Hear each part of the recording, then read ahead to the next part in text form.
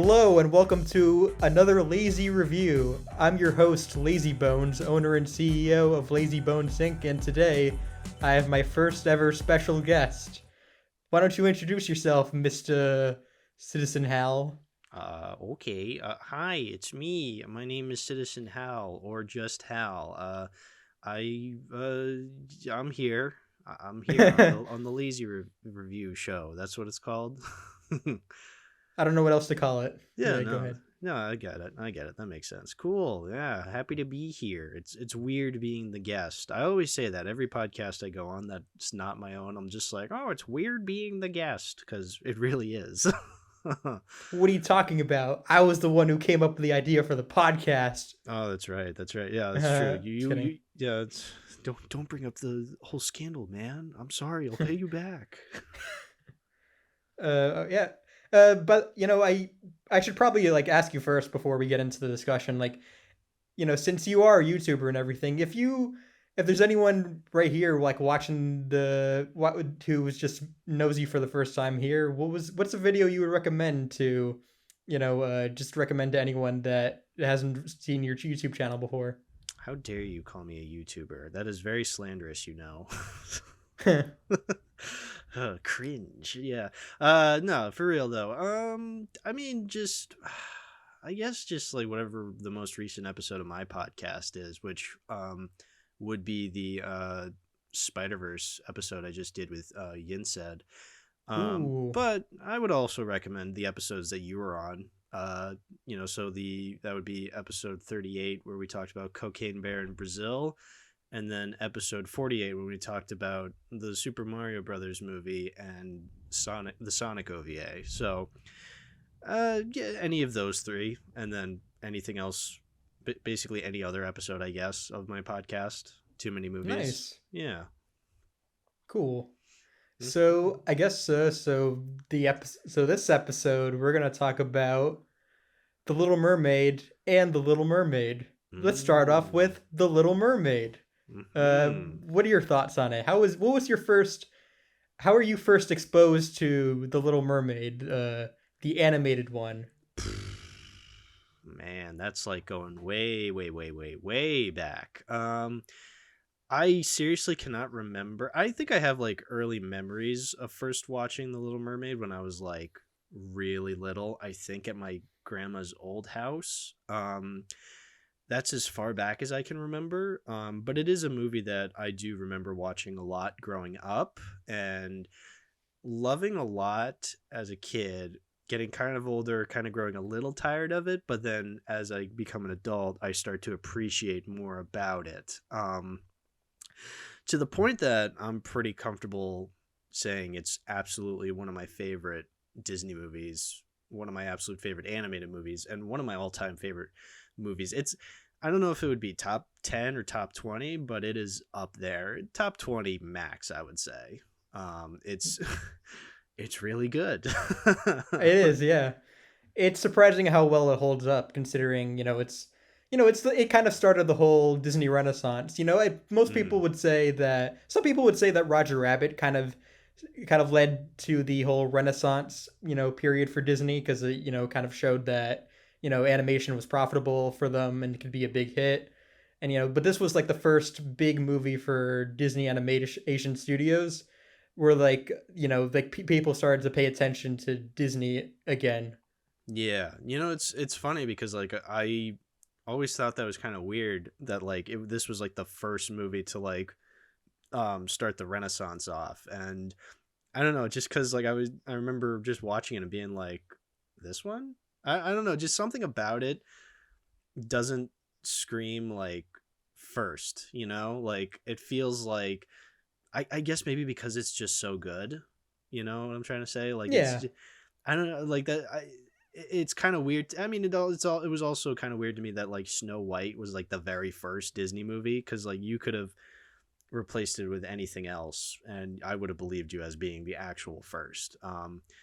Yeah, I don't know, and I guess maybe because it's like, oh, this was the movie that like brought people back into loving Disney. It's just like, oh, but it's just so good. Like, you mean Disney wasn't doing this before? Like any of these good things that it's doing? It's just Yeah, no, it's something special though. I totally understand like why it's considered as special as it is. More so Oh yeah, than for sure. like how I feel that it's special for me personally. For me, I first discovered this movie. I believe it was on ABC Family like Mm-hmm. years ago. I think like I would have been like 11 years old or something. Mm-hmm. Like this was before it was called Freeform as it's now known as, but uh, you Cringe. know, cringe, yeah, cringe title. So like I must have been like 11, so like this would have been the time when like, I thought Disney princess movies were kind of lame. But Mm-hmm. then I watched it on TV. I was like, "Oh, this is kind of cool. It's a pretty good Mm. movie." And I haven't seen it again in years until I revisited it recently. And yeah, I think it does definitely hold up. Probably the biggest thing I think that caught most people's attention at the time was just how vibrant the movie was. More than any other big Disney movie before then. Because like we had like Great Mass Detective like from the same like directing duo as this movie before, Mm-hmm. like in that but it kind of felt like another movie, another animated movie from the 80s. I think this was a lot different and grander compared to everything else that was coming out of either Don Bluth Studios or even Disney before then. Because it kind of felt like the first, it kind of felt, it gave people the same feeling that like the original Snow White did for that generation like decades ago in terms of just like a great spectacle and timeless story. Which I always found kind of weird, like, because I guess maybe because we're the generation after, and so we grew up with like the movies that came after it, and so like we didn't experience Disney at its low point in the '80s. So like, when we see stuff like The Little Mermaid, Beauty and the Beast, and all like the other like Renaissance movies, we're just like, yeah, these are great. So we don't really like have that memory of there not being anything great before them. So I can so it's just interesting like hearing people talk about this movie as like kind of revolutionary, and you just watch it and you're just like, huh, interesting. I just think it's a really really good movie. Yeah.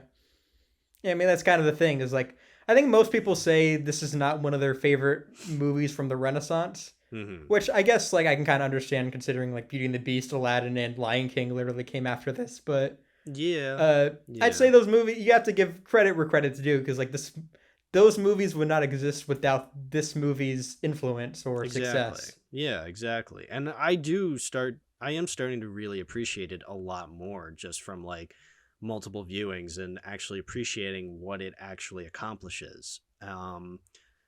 Yeah, like I think more so. I think I'm starting to, yeah, like I said, it's like up there like now, and it never really was, but it's really really rising the ranks, I would say, because it's so good. I said this before, but I still think this has the best soundtrack in terms of Mm. like musical songs out of any Disney movie ever, really. Like, cause there's like Aladdin and Beauty and the Beast, but like I don't think those have the same like kind of iconic songs that this movie does. Cause like there's like just one you know banger after another, basically. Yeah, like I think with other Disney movies like in the Renaissance, and even like other Disney movies that came before it, you do have your fair share of bangers for sure, but you also do have your fair share of songs that you're just like not terrible by any means, but like they don't hold the same weight. Whereas like yeah, and here it's the introduction song with the sisters singing. It's part of your world. It's under the sea. It's poor unfortunate souls. It's never ending. Like it's just all these great songs that um just are so good. Kiss the Girl. I can't not mention Kiss the Girl. Like one of my absolute favorite songs in any Disney movie, and one of my absolute favorite scenes in any Disney movie. Like holy crap, like it's such a magical scene and it's so good. Yeah, so you're absolutely right. Like the lineup in this movie is just banger after banger for sure. Yeah.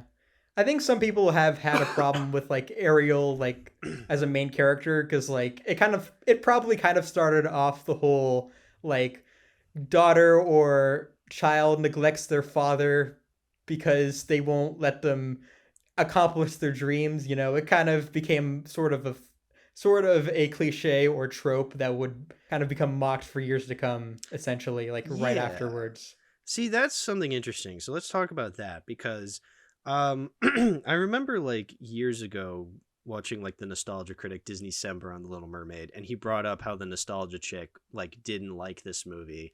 And he brought up the fact that like how she brought up the fact. Now let me just say I have not actually seen the nostalgia chick video on Little Mermaid, so I could be completely wrong about this, but she was like making the argument that like Ariel's like this entitled, selfish brat, and she gets her way in the end, and she's like a terrible role model for kids. And I'm just like, huh? Like, what? Like, there are people out there who actually don't like Ariel as a main character, and it's just, it blows my mind that that's, an argument that people don't like Ariel. I mean, again, maybe I'm blowing this out of proportion. Maybe, people don't really care that much because honestly, I think Ariel's a pretty good protagonist, actually. One of my favorites in any Disney movie, actually. I don't know about you. Like, Oh yeah, yeah, definitely. I think she has the most personality, I'd say, out of any Disney princess, at least in the Renaissance. yeah, like Probably she's, ever, honestly. Like because you go back to like Snow White, yeah, for instance, like we're like it's a good movie, but like Snow White is such a blank character though. Like she doesn't really have any sort of memorable personality, and neither does the prince in that. But like yeah. you can kind of argue the same for the prince in the original Little Mermaid, but I mean, you know, it still he still has some interesting qualities, I would say. You know, yeah, I mean, I'll defend characters like Snow White and Cinderella a little bit. Like, I won't say they're like the most interesting Disney princesses, but I don't think they're like as bland as people give them credit for. I think their personality is they're just like ditzy and like super nice, and that's kind of their character, which, I mean, to be fair, that's not the most interesting, but I don't think it necessarily means they're devoid of any character. Now, with that said, the princes are devoid of any character. There's nothing to them. And I will not defend Aurora. Like, she's literally one of the most, like, even as a kid, I thought she was one of the most boring Disney princesses because, like, literally, I thought her name was Sleeping Beauty. So when people called her Aurora, I'm just like, what the fuck are you talking about? Who's this Aurora person? It's like, no, it's Sleeping Beauty. Um, but yeah, I think Ariel definitely trumps all three of them. And I think Eric trumps all three of the princes to come before them. Like, I think Eric is a great character. Just because he's like this adventurous guy who's like, he doesn't necessarily want to marry anybody that he's betrothed to, as his as Grimsby is putting it. He's like a very adventurous guy. He doesn't want to settle down with any woman. Like, he wants to find somebody, and I think that's a really interesting trait in a prince. Like, he's not just like like the princes who came before just like find the princess and then that's it, and then there's just like, oh, marrying time. Whereas here, like, you actually do get some time for them to like develop their relationship. And I like how Eric is like, you see him in the opening, how he's like this very adventurous guy, and then he like is bringing Ariel in his town, and he's getting kind of like pulled through like different directions, and it kind of tires him out. And I like that little detail, how like he's like this really adventurous guy, he loves being on the sea, but like when he's with this woman, he's like almost so overwhelmed by it all, but like he still enjoys it. That's something I never really noticed as a kid, but like as I get older, I'm just like, huh, that's interesting. um yeah, I love how like yeah, I mean, especially like I love the part when like when Ariel's like trying to ride like a horse for the first time, and then like how yeah. like he's like jumping up like whoa, Yeah, she's yeah, just like so excited, they like jump the stuff like cliff, that. and Yeah, and they and jump their the facial cliff. expressions are so funny. Like, she's just like into it, and he's just like scared for his life. Like, it's so good. It's such good, and no dialogue is ever said in that segment. Like, it's just them like interacting, and it's visual storytelling. So that makes it a hell of a lot more interesting. Especially considering like you can't really accomplish that same expressiveness in and anything that isn't animation. So Yeah, yeah, that's true. I mean, people can try, but you have to have like a really good director and really good actors, which you know, that's not always uh, guaranteed. yeah. We can't forget the Chef Louis scene. Oh Chef my Louis scene. god, dude. Like top 3 Disney scenes in my opinion. It is so funny. As a kid, it freaked me the fuck out because like Sebastian's like in this peril, but like I couldn't look away because it was so funny. And Chef Louis was like seemed genuinely threatening. It was literally like it harkens back to something like Tom and Jerry where like it's so violent and so funny at the same time. So another thing I really like is like I didn't understand what he was saying like as a kid because he's like speaking French through half of it, and I grew up American, so I don't speak French. But then I took French in high school, and I learned that when he's saying les poissons, he's saying the fish. And so when I found out like poisson means fish in that movie, I was just like, huh. So that's what that means. Okay. Oh my god, but yeah, it's just such a good scene. It's so funny. And it doesn't detract from the movie, I feel like. Like I feel like in any other movie, like a scene like that would feel out of place and kind of Yeah, like the distracting. kind of like the Jack raccoon scene in Incredibles 2, where like it just Yeah, that's a it great really comparison. it's a funny scene on its own, but like when put in context with what's supposed to be kind of a spy-ish like serious like action movie, like it feels out of left field. Like in this Yeah. movie, it feels like it feels appropriate, Mhm. because we don't want to just spend the entire time with Ariel and the prince, but Sebastian, how is he gonna escape this hellhole of a And place? it's animated flawlessly. I love Sebastian's facial expressions and the absolute terror he has on his face, and Chef Louis' just eyes becoming more deranged. It's And then such a he good literally scene. destroys the entire He like kitchen, destroys and then the like the lady comes up to him and says, "What the hell is wrong with you?" he destroys the whole kitchen, and his mustache is on fire. Oh my god, He looks like a Mario. he looks like a Mario. He looks like Wario. He looks like Oh, the like Pizza Tower Wario, Go. yeah, Yeah. yeah. Oh my god, I love that scene. So funny. Oh, I love the look of Ursula's lair as well. Ooh, I gotta say yeah. that. Well, Like Ursula, there's some such really a good, great art such a good direction in villain. this. Yeah, such great art direction too. Yeah, exactly. Uh, anything else you want to say? Uh, Under the Sea, Under the just Sea slaps. un- Under the Sea slaps. It's easily. I keep going back and forth. I don't know if I like Under the Sea more or Kiss the Girl because I feel like Under the Sea gets stuck in my head more, but Kiss the Girl just is such a magical scene to me that like I literally can't get it out of my head like the whole thing every time I think about it. But like those two scenes like elevate this movie so much, and they're so good. Because I know people like talking about like Part of Your World, and I will admit, yes, it's a very good song, but for me, it's Under the Sea and Kiss the Girl are like the two songs that really, really mean a lot to me. More so. But I think there was something I think the else. Part of Your World song just takes the cake though, as much as I like the other songs. I mean, you know what it is? It's the same thing as like Aladdin, where like I love songs like the One Step Ahead at the opening song, and then I love the Friend Like Me. I love that song as well. But people always talk about A Whole New World as like this really important song in the movie, and it's like, yeah, I agree. And then also another comparison I would say is in The Lion King. I love Circle of Life and Be Prepared as like, some of those are my favorite songs ever from any Disney movie. But everyone always talks about Hakuna Matata and Can You Feel the Love Tonight, and I'm always just like, they're fine, I guess. But yeah, Part of Your World, great song. I will wholeheartedly agree. It's very, very good.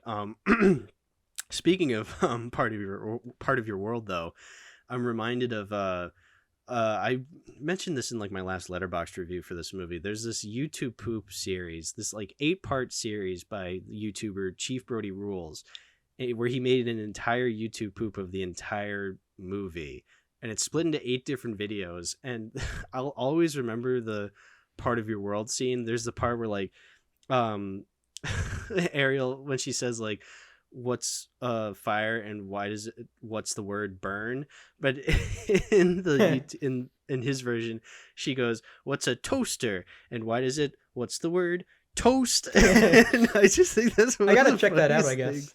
Oh my god, yeah, I should show it to you guys someday. It's so funny. I love Chief Brody Rules. I feel like he's such an underrated YouTube pooper. Like nobody brings him up when they talk about, white TPs and all that. I feel like he's really funny and he's really good at editing. Like it's like a precursor to like Hour of Poop stuff that would come later on. Like it's not on the same level as Hour of Poop, but it's like it's a precursor is what I'm trying to say. Yeah. Yeah, but anyway, that's YTPs. We're talking about Little Mermaid.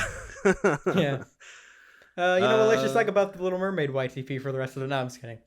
Yeah, no, it's been a while since I watched it. I started watching it, but then I didn't finish it. I need to finish it again because it's been years since I've seen that 8-part series. All right. But anyway, yeah, Little Mermaid, very good movie. I feel like there's a lot more I could say, but like it's the Little Mermaid, man. Like it's just really good. That's all you really need to know. It's so good. It's one of my favorite Disney movies of all time. I will never stop loving it. Awesome. I bought it on Blu-ray pretty recently because I get tired of having to rent Disney classic movies off of YouTube because I don't have Disney Plus anymore. So you know what? I just went Yeah. to my local Best Buy and I bought it there for I don't even remember how much.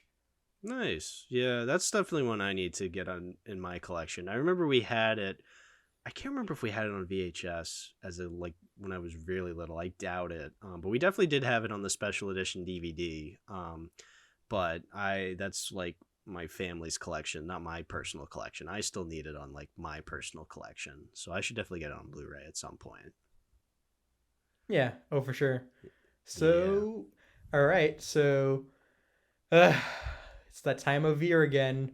Time to Time talk of year. about soulless Disney factory live action movie number 55. This time it's water. All right. Yeah. I mean, I kind of have to. I hate to be the one that has to talk about the new one because my spidey senses are going off. I can sense all the rabid comments already coming down Mm, and uh yeah. and No, just I like know. I know what you mean. all right. So Yeah. Yeah. Yeah. okay, so let's start off with you. What did you think Mm. of The Little Mermaid 2023? Fucking worthless. Unsurprisingly. I mean, let's be real here. I was not surprised in the slightest by this movie and all the choices it made and being, bad. Um, it was so boring and it's so like the others. Basically, it's like, yep, I'm watching this retread of a better movie, but it's slower, it's boring, it's adding on details that don't need to be there. It's a live action Disney remake. Again, I was not surprised in the slightest. I'm like, yep, this is exactly what I thought it was going to be. And that's what I hate So, about it because like before this movie came out, like people it's shocking to me that people that I knew that hated these remakes were all of a sudden like cherishing or like expressing excitement for this new one because of the main star of it. But I'm like it mhm. doesn't make it different from the other ones though just because of one actress who's in it. And like there's people Yeah. like similar people like who were like listening to like positive early reviews before the movie even came out saying, well, actually this movie's getting very positive reviews and wow, it's a change of pace from the Disney live action remakes. Do you not realize either these are the same people that gave Beauty and the Beast 2017 and the Mulan remake positive ratings on a worthless shitty website that people like to celebrate for whatever reason. Yeah, exactly. Like, come on, guys. Are we really still giving Rotten Tomatoes the benefit of the doubt? Like, do you not understand how broken their system is? Whatever. You know, I Yeah. could go on a whole other rant about Rotten Tomatoes, but I will save you the time. People like to shit on Rotten Tomatoes when they give a movie that they're excited for a bad score, but they decide that it means something when they give a positive score to a movie they're excited for. Yeah, exactly. It's like it's either all of it's correct or none of it's correct, guys. Like, I can't. I can't. It's so stupid. I know it's very Uh. easy for me to have just got into this with like the lowest of expectations, which I did. You know, I like to Mhm. give all movies the benefit of the doubt before I actually watch them. So I didn't just Mhm. write this movie off saying, "Oh, it's terrible" or whatever, like right before I saw it, even though I had a feeling of what my opinion of it would be. I tried to go in with the slightest bit of optimism because Sure. I feel like that's what all movies deserve. You know, but you know, the final result was who could have guessed? It's another Disney remake. Yeah, no, I did the exact same thing. I am very opinionated, of course. Like, that's why I have a letterbox. That's why I have a podcast where I talk about movies. But, I don't like talking about movies fully unless I've actually seen them. So I was not, I did not want to be the kind of person that just shit talks this movie and hasn't seen it, because it's like, even if a movie deserves it, I don't like shit talking a movie unless I have actually seen it all the way through. And I have seen it all the way through. And I didn't, watch it with the expectations of just being like, oh, everything it does is wrong. Like, I actually was paying attention the whole time. I was thinking, okay, let me try and rationalize how this scene plays out and how I can interpret it as good. And that never really happened, because I'm watching the movie and I'm like, this is just the same old shtick. This is the same thing that we went through with the first movie, because it's just the first movie, but like, again, it's like changing details ever so slightly so it can stand out more, so it's not just like a complete retread. But then it's like, okay, you're making all these changes, but you're just doing so to be different. You're not doing so because it makes sense for the story. And so then the movie becomes more bloated, the movie becomes more boring. Again, because it's live action and you're bringing these visuals that look amazing in animation and muting down the colors, because apparently real life is boring and shit looking. And so then it's just like, all right, well then what's the point? Like, you're making the movie more boring, more bloated, slower, more awkward because everybody's live action or horribly CGI'd, because you can't bring to life, you can't have a crab speak English, you can't have a seagull act like a Scuttle did in the original movie, and just more ugly looking, because again, everything's ugly in real life apparently. And so then you're like, all right, what's the point then? Like, why am I watching this? Like, why are you making this outside of nostalgia? And even then, okay, if it's for nostalgia, guess what, none of this is tickling my nostalgia boner. Like, I'm not nostalgic for any of this. If anything, you're just like making fun of me. You're just like, you see this movie, you see this live action movie of something you love, this is what it's like. It's like, well, now I feel bad for liking it because you're making it worse. It's like, Jesus, like, this is not nostalgic, this is boring and horrifying. I feel like I'm rambling. You talk. Yeah. Yeah, it is exactly what the other remakes are. It's a shot for shot, beat for beat remake of the first one, of the Well, original, not I even should say. necessarily, because They copies like shots almost yeah, explicitly from the original, and like yeah, that's the they thing do I hate. that. But I wouldn't even say it's beat for beat, because they do like switch around some things, which is also annoying. But I mean, that's the tricky part with remakes, is like, sometimes you're either doing the exact same thing as the first one, or you're doing things completely different from the first one. But it's like, okay, if you're doing things exactly the same, you're just copying something better and doing it worse. But if you change things so much, you're just like, okay, then why are you even calling it the Little Mermaid anymore? as like why are you even calling it Disney's Little Mermaid anymore? Like, what's even the point? Call You it know, Zack it's Snyder's The Little Mermaid. Zack Snyder's Little Or Mermaid. that's actually kind of a disservice to Zack Snyder because like as much as you can pile on his movies, at least they're mostly visually interesting. I mean, Snyder, I believe Snyder has a vision. I don't like his vision at all, but like I believe that he believes in his vision. I don't believe the director of The Little Mermaid believes in The Little Mermaid. That's the thing. It's like every shot is just so boring and so lame looking, and it's just like everybody looks so bored to be there. Like none of it is shot in a fun way. Like it's just like shot in the most boring way possible, or just shot in the most annoying way possible. It just looks ugly when it's underwater, and when it's above water, when it's like, you know, in the actual castle, when you're on land, it just looks boring. Like it's just so stupid. Like there's no identity to it, you know? It's I mean, because it's a Disney live action remake, like it's trying to copy another identity, but it doesn't want to completely copy that identity because remember, it's a baby movie. Babies only like this movie. We got to make something for big boys, big adults, big girls.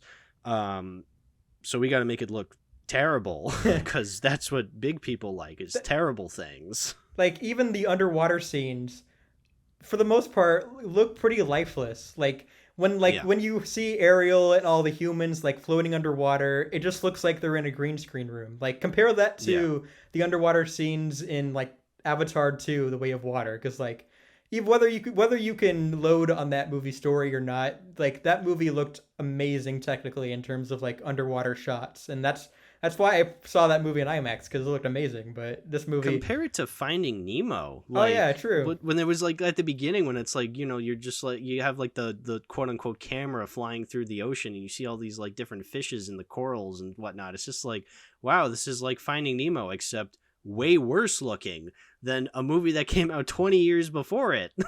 Like how is that possible? Oh, because there was no passion put into it. There's no like identity to any of this. There's identity in Finding Nemo because guess what? Finding Nemo wanted to tell a story that was original. Whereas Aquaman looked this, more epic than this. well, it did objectively. Objectively epic. Yeah. You know, that's the thing. Like, you know how people have been kind of dropping a load on. You know how remember last year when Quentin Tarantino said that Marvel actors aren't real actors. I feel like Did that's he kind say of that? yeah. He said that because like they're just like Okay. because they're just riding off the success and coattails of the comic book character they're based off of instead of like their own like identity.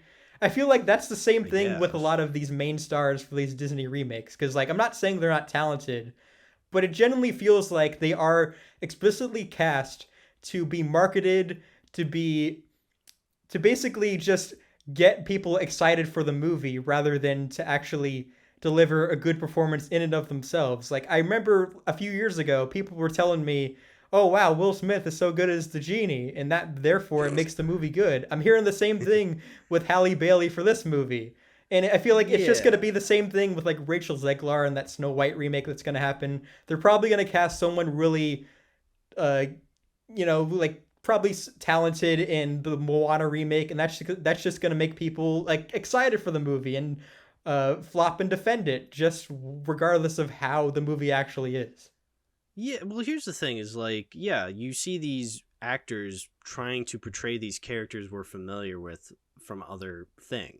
So, yes, Halle Bailey is trying to be Ariel, but not the same as the Ariel we know from the first movie because this is completely different. But it's also trying to reconcile. It's trying to, you know, get you nostalgic for this other movie that we're also ripping off.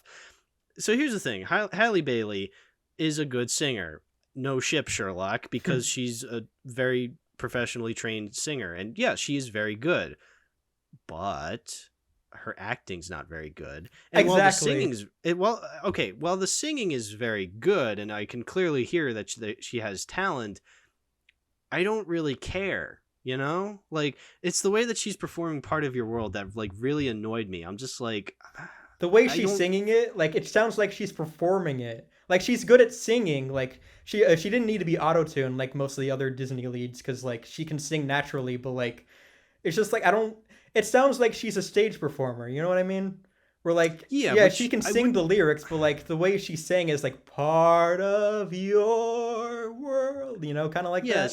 she's putting on a performance. It feels like I don't know. I It don't really feels buy like the cynical. I I don't buy that the character is singing it. I buy that the actress is singing it, but I don't buy the character singing it. And plus, again, because this is a remake, yeah, of course she has to sing "Part of Your World" because that's what the first movie did.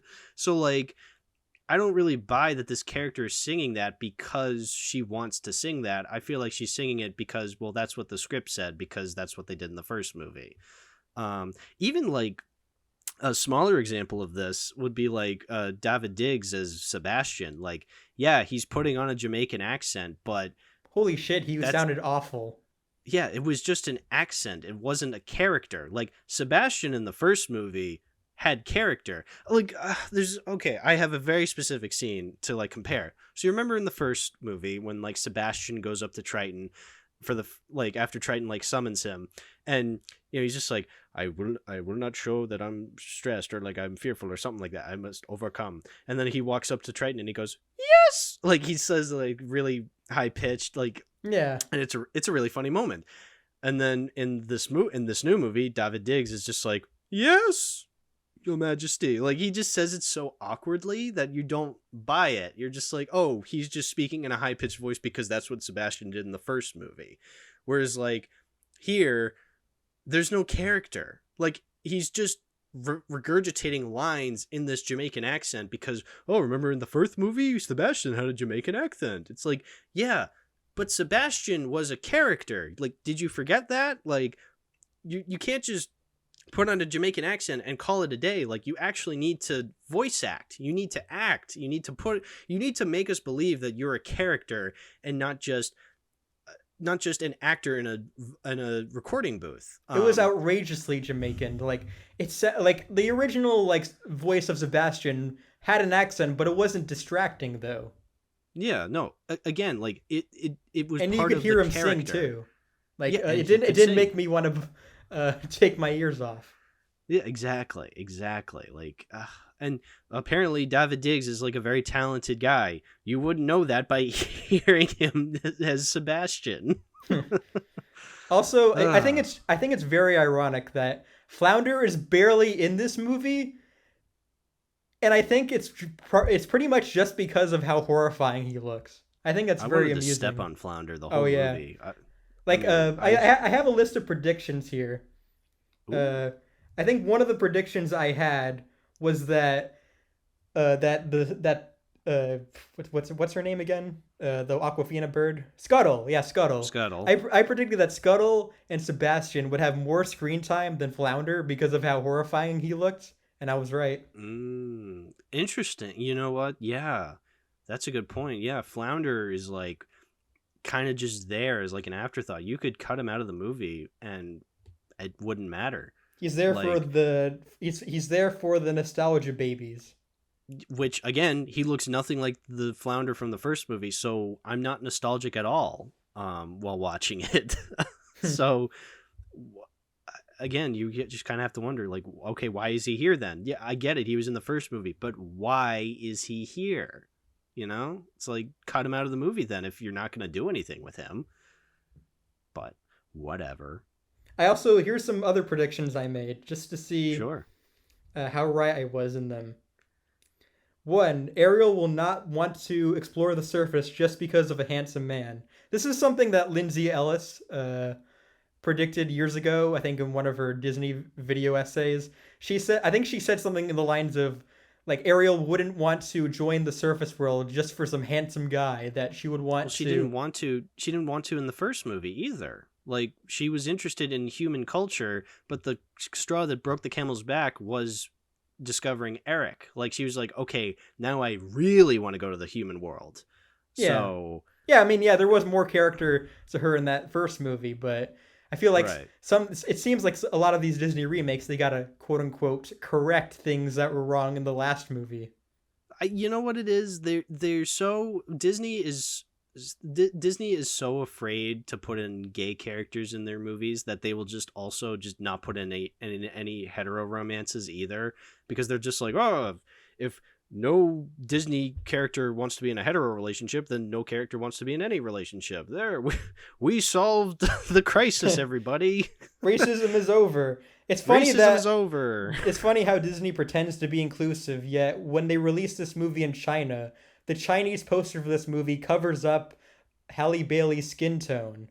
Really Did it makes you really? think. Yeah, it's like all blue to like where Oh, like you can't even see like Ariel's skin color. oh, They did wow. Disney, of course, they've done this before with like the Black Panther poster and Well, yeah, I knew about the Black Panther poster and the Force Awakens poster where John Boyega's like a lot smaller than he actually is in the American poster, yeah. but like they changed her skin color. I Oh, mean, like, but, like you just can't see that's it really though bad. because Okay. like the whole poster is blue, so you can't see what her skin color is basically. Yeah, Okay. Interesting. kind of Ugh. gross of them. Yeah. That's really bad. Oh my god. Oh. Some other Anyway, predictions. Uh, yeah. I predicted Ariel's sisters will get an unnecessary amount of screen time and or backstory. You know, they No, not didn't. even. No, not even that. They had more character in the Little Mermaid Ariel's beginning than they did in That's this true. Yeah. movie. Oh yeah, no, they were just yeah, her Asian sister, her Irish sister, because apparently, you know, She had her 7 moms. she had seven moms apparently, or ugh, I get what you're doing, Disney. You want to be inclusive in the weirdest way possible, but it's like whatever. I That would have just accepted it's that if like they were just her friends or something like that. But they make it explicitly clear these are her sisters. Yeah. Like Well, I thought it was weird. they make it explicitly clear by just saying I'm your older sister, and they don't really act like siblings though. They're just like we are your older sisters. Like this is what we are now. This is our character. Like you don't Well, actually that's buy almost them as implying they siblings. actually have characters. Well, They are dolls. They're not they're Barbie characters. doll. They're They're Barbie Barbie dolls. dolls Exactly. before the Barbie movie. Exactly. Like they're collectibles. They're not Yeah. actually characters in the movie. Except they're not like good character Or good designs. characters either. Or Yeah, they're good not character good dolls. designs. I would not buy these dolls for my daughters because they're so ugly. The CGI transformation for Ursula becoming big at the end will look atrocious. It kind of uh, did look really bad near the end. Jury's still out because I don't remember what it looked like because I couldn't fucking see the whole Oh, climax. that's very true. That's a good point. Like, Because and like I even like thought back to when she go ahead. transforms from like Vanessa to like Ursula, like I was like, oh, this is gonna be really cool. And then they just have this like this big purple smoke cloud, and then she's like, oh, I'm Ursula now, and it's like, oh, lame. But I get it. You can't actually animate that. Oh wait, they did animate it. Remember Remember in the good movie? in the good movie? Yeah. Which sucks because I would have loved to have seen live action kaiju Ursula. Like that sounds really cool, Yeah, but get Adam or Winger to do or it. or really funny. Like either or. But again, I got nothing out of it because I couldn't fucking see because like it was so terribly lit and just everything was just looked terrible.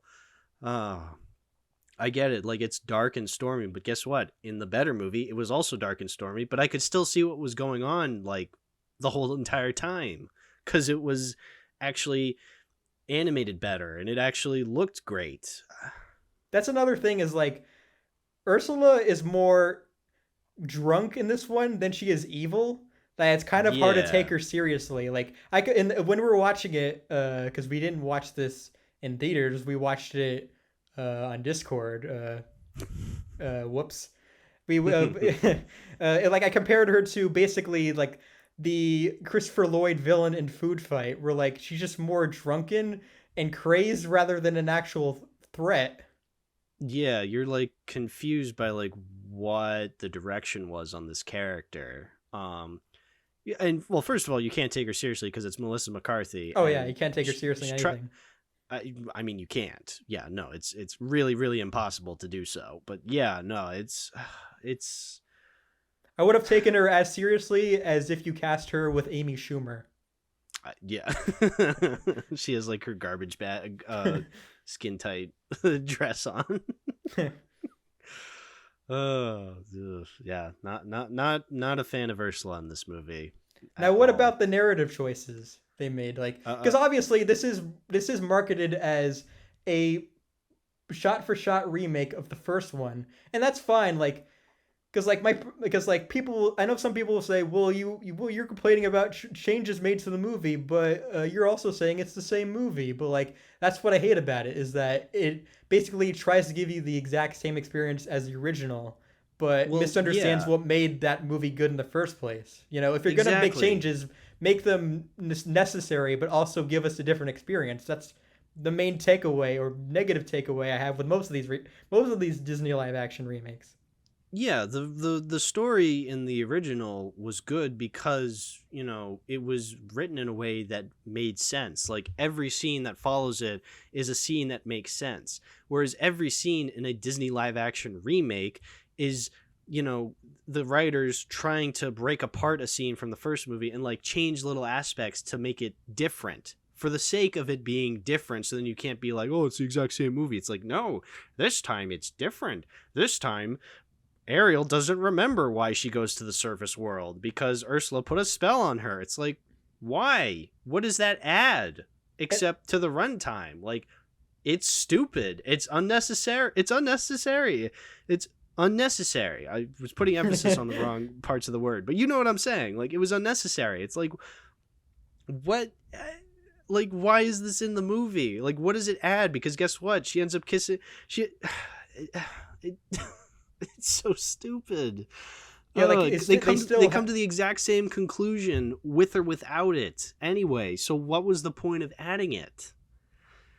Uh. yeah. But when Ariel is like being turned into like is being given her legs by Ursula during the whole scene, and like instead of like her signing a contract or something like that, she just gives one of her like scales, from her like mermaid tail to basically to where she's Ursula's able to like create a potion that turns her into a normal human.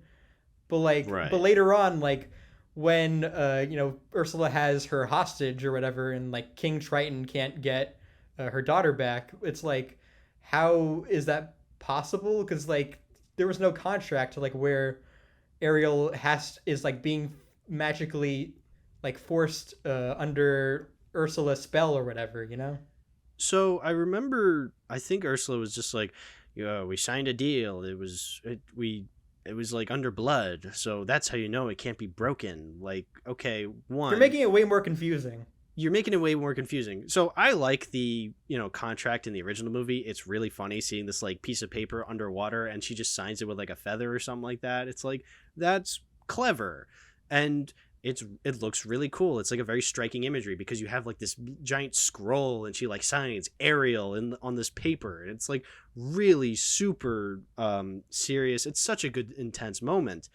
Whereas like here, yeah, it's like Ursula picks a scale off her tail, and that's uh, binding legally, I guess. I don't know. Like, I don't even think Ariel chooses at all. Like like in the original, she actively makes the choice to sign her name on the contract, whereas here, Ursula is the one that picks the scale off. I don't think Ariel ever like gives the okay for that to happen. Like Ursula just pulls the scale off, and then that's it. It's like, okay, well, again, she didn't really make a choice.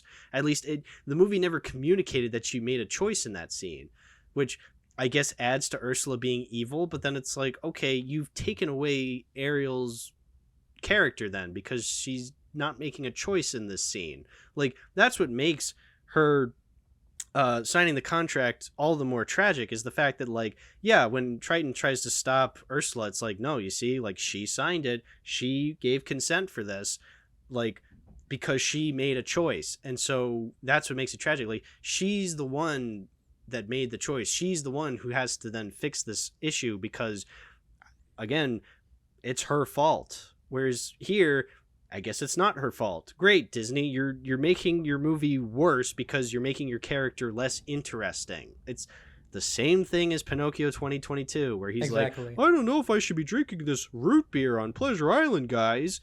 Well, then what's the point? Like, why am I watching this if the character is already perfect? Like, They don't why? even make Prince Eric interesting in this. Like I know that we were criticizing the way that Ariel sings in this movie. Like her, at least she has a good singing voice. The way that Yeah. Prince Eric sings in that one musical number that they gave him in this movie is god Oh awful. It's yeah. another Oh horribly yeah. auto-tuned bit. And They they gave also, I hate Eric how a like music they literally number. try to make him into a Disney princess. They try to swap the whole like formula from the last movie. So like instead of like the prince rescuing Ariel any times, where like Ariel basically is the hero in this movie, where like to the point where Ariel literally just knows instantly how to steer a ship and kill Ursula at the very end because she has to have her epic girl boss moment. Yeah, which like, okay, then what's the point of Prince Eric? Like, what does he bring to the table to Ariel, like at all? I remember like someone was saying like, oh, you have to admit, like at least Ariel and Eric in this movie have more chemistry, and it's like, What the what? fuck? Like not at all. Like they're so boring, and Eric does nothing in this movie. He's just, yeah, like you said, he gets saved by Ariel, and then at the end he gets saved by Ariel again. So then it's like, okay, what the hell is the point of him? Like what does Ariel see in him? Like why is she attracted to him at all? If he's like such a nothing guy, like there's nothing to him. He's so boring. He's so obsessive actually, cuz in the original, yeah, it's kind of weird that he's just like, oh, I'm going to find this girl that saved me. And then he does eventually find her. Whereas like here, I don't know, I don't buy him being this obsessive, with like trying to find this girl that saved him. Like it just seems kind of out of nowhere. I, again, what's the appeal of Prince Eric in this movie? I don't see any appeal actually. He's just this boring dude who can't who gets saved by a mermaid twice. Once it makes sense because he's drowning, and then again because she jumps onto a pirate ship and does what he did in the original movie. It's like, okay, well, again, what was the point? Yeah, at least Ugh. I guess maybe I could understand the appeal for him slightly more than Scuttle, played by Yeah, Aquafina. yeah. We didn't mention that musical sequence, the Scuttlebutt song, which is painful. And not because It's when I saw that clip floating around on Twitter, like the way because I watched it initially without any audio, and honestly, you could just watch it like from a far away distance. You could just see that clip out of context and think that it's just an ordinary scene with characters talking because it just doesn't look like it's shot like a musical sequence. Like it just looks like Scuttle is just flying around in a bedroom where Ariel's at, and nothing else really happens. And the sequence in and of itself has no impact on the plot or yeah. anything. It actually just really seems like Aquafina just asked the filmmakers, "Hey, can I have a song in this movie?" And they just said, "Yeah, sure, we'll write you in one." Yeah, well, first of all, Aquafina is a rapper by trade, so it's like, okay, I guess I can, and this is a musical, so I guess you want to, include a rap, I suppose. Um, but it's like, yeah, no, the Scuttlebutt song. I am gonna have to put my tinfoil hat on for this one. I actively believe the Disney execs, like everybody at Disney, is trolling us at this point with these movies because there is no way they put that song in thinking that people were going to be like, oh, this is a great song. I love listening to the Scuttlebutt. Like, they actively put that in to just like piss us off. I cannot imagine anybody listening to that song and thinking, yeah, this belongs in the same movie as Under the Sea, Part of Your World, and Kiss the Girl. Honestly, like it's probably just catered to the same like crowd that love the Alvin and the Chipmunks movies. You know, the 7-year-old kids in the audience. It's like the rapping scene in the original live action Smurfs. You know, where like they're rapping and stuff like that to the camera. It reminds me of Oh that. yeah. Oh, yeah. Remember that scene? That 2011, man. What a Yeah. time. And of course, people Uh, would just get mad at us because we're not praising the movie because of yeah. Halle Bailey. You I know, think it's funny. Just to because you were bringing up your predictions, I actually remembered I did have a prediction for this movie as well. I'm just remembering, um, which was completely 100% wrong.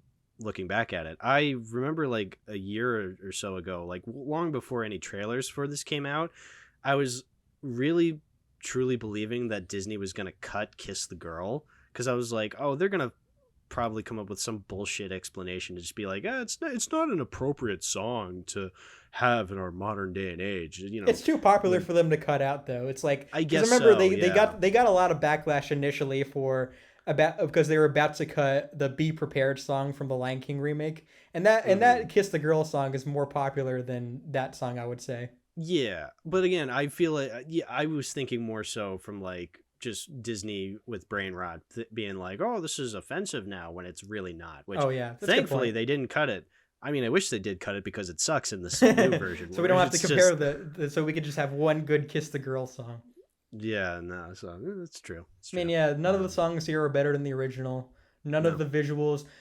There's some interesting colors with like Ursula's like underground lair. Like there's some interesting like visuals going on there. I think where like she's transforming Ariel into a human or whatever. It's kind of visually yeah, interesting. Doesn't compare it to the it original, but it never tops the original. yeah, So there's nothing this yeah, movie does better than the original. not a thing. I can't think of a thing that it does better, and I really can't.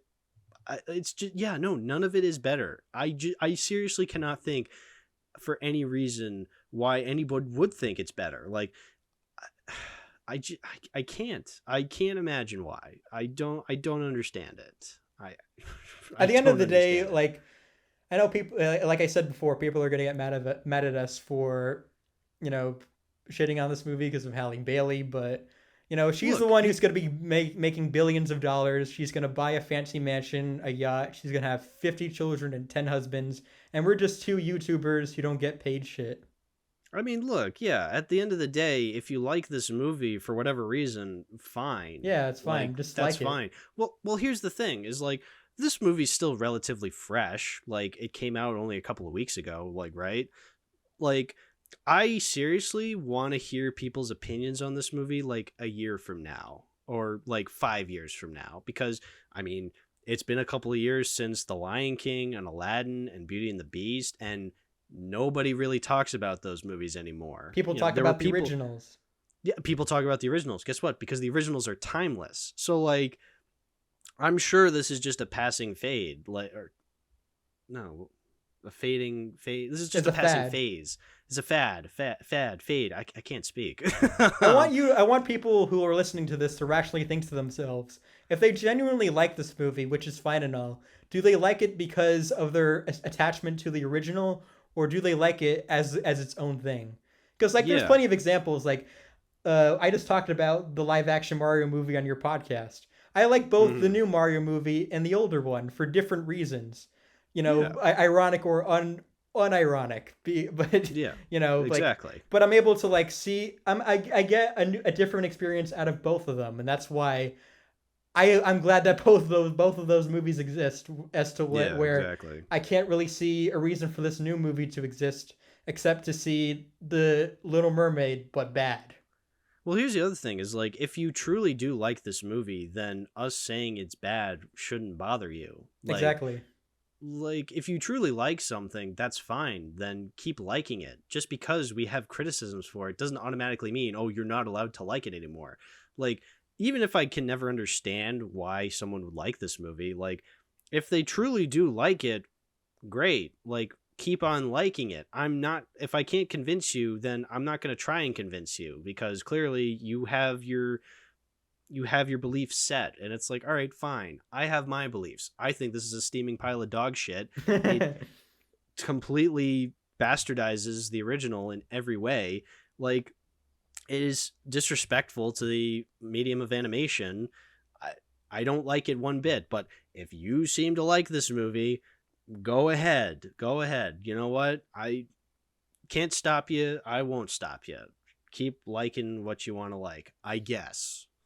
It's like you said before, enjoy your garbage. Enjoy your garbage. I'm such an asshole. Yeah, Yeah. but like, yeah, now, like, yeah, I guess, yeah, it's fine, whatever your opinion on this movie is, but I still feel like, from my perspective, people are giving this one extra credit above the other remakes because it's not quite the bottom of the barrel as we've seen before. Which, yeah, I guess it's not the worst remake, but that doesn't mean it's No. good. Yeah, no, I still believe stuff like Lion King and Mulan are like way more offensive and just downright awful. Lion King especially I feel like is pretty bad the more I think about it, just because it's technically not live action. Like it's just such an insulting movie from that angle alone. Um And it and pretends Mulan that's just, the live action remake. yeah, when it's not, it's entirely made in a computer. So you're just like, all right, it's a dumb, stupid experiment that I'm glad we've all forgotten about, and is just the only reason people talk about it is because YMS is making a long ass review on it. And in God bless comparing them. why one Lion King's good and why the other one's shit. Exactly, exactly. Yeah, and Mulan just because, well, it's just Mulan minus all the fun stuff. So it's like, why is this even called Mulan anymore? Why are you It's literally advertising it as Disney's it's Mulan? I find that movie also offensive because it's literally a movie made to pander to China, Yeah, which is the only reason why it's not exactly a beat for beat remake of the original, even though it kind of is nostalgia baiting, but it doesn't have all of the things that made the first one at all good. and wasn't it made in like a concentration camp or something? Oh yeah, that's fucked Ooh, up. yeah, ooh, ooh, Yo, ooh. No good. That's no good. yeah. Anyway, do we have anything else to say about this movie, or do we just want to completely forget about it? I again, like I'm gonna forget about it like a week from now. I've already forgotten like 90% of it. Like it's just such a forgettable movie. Everything it does in trying to pander to nostalgia or trying to be different, it just falls flat on its face. Remember the Jodie Benson cameo? No, of Uh, course not, because it was so forgettable. It was uh, painful in the moment, but I've already forgotten most of it, which is nice. But yeah, just there's nothing more to this movie. Like it's just so dumb and lame, and I already can tell it's not going to age as well as the original. No matter what letterbox users believe, but as a me, 3.6, what I man, are these I Disney mean, bots? probably. I mean, well, it's either Disney bots or Disney shills who have the mental capacity of children still stuck in the 90s, but whatever. Yeah. One thing I wanted to mention before we wrap up, it makes the dumbest decision I think the movie possibly could have had. At near the end, similar to the original, King Triton is like defeated by Ursula before the big climax where she turns big and everything.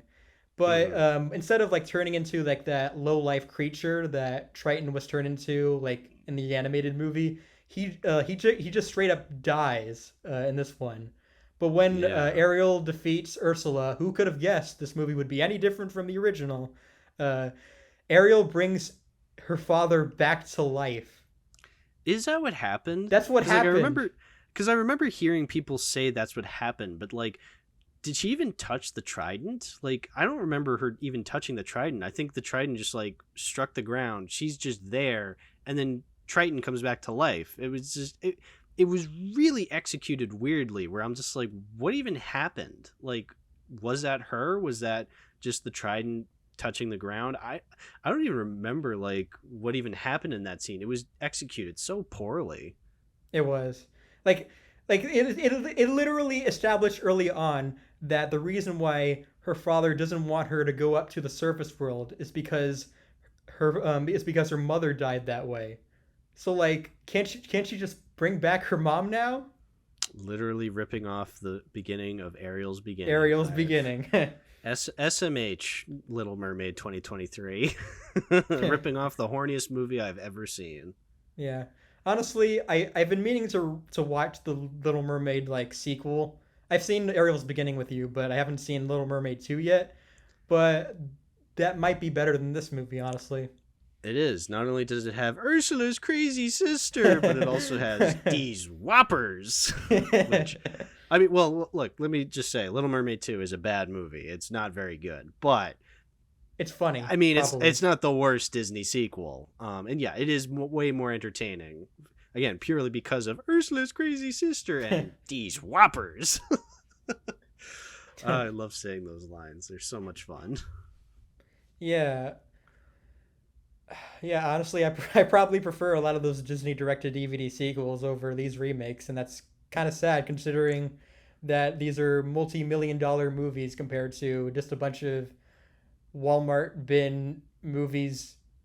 Hey, there's some gems in the Disney sequels, like the Aladdin movies.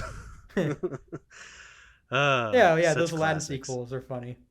Yeah, I think so. Yeah, if I can end this on a positive note, yeah, watch the Aladdin sequels. Those are really fun. I think those are fun movies that anybody can enjoy. Well, most anybody. I highly recommend them over The Little Mermaid 2023. I was going to ask you, would you recommend The Little Mermaid 2023? But I think I already know what your answer is. Well, yeah, why would I? Not even just like, just because like, oh, it sucks. It's like literally there's no point to watching it. Like you know exactly what you're going to get with watching it. I got exactly what I was expecting when I watched it. Like there's no point. Don't even. Not even worth it. Not even worth the hate watch. Yeah, I mean, it's not even going to matter in the next few months because this movie will be forgotten by then. Yeah, exactly.